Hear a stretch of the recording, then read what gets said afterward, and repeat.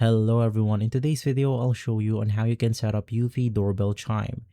The first thing that you want to do is to head over to the Eufy security application and go to the security 2K setting.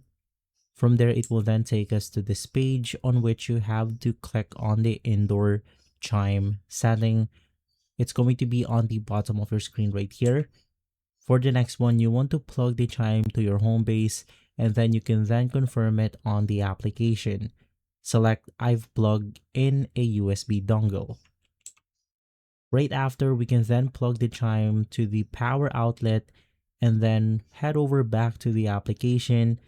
Click on the connect doorbell and simply you want to hold click the sync button for around 2 seconds, and from there you will then hear a ding.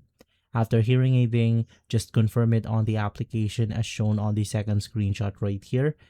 After clicking on the confirm button, your Eufy doorbell chime will now light up. If it shows blue light, it means that your device has been successfully connected. If this video has been helpful, leave a like, subscribe, and follow Guide to Everything for more videos like this. Thanks for watching.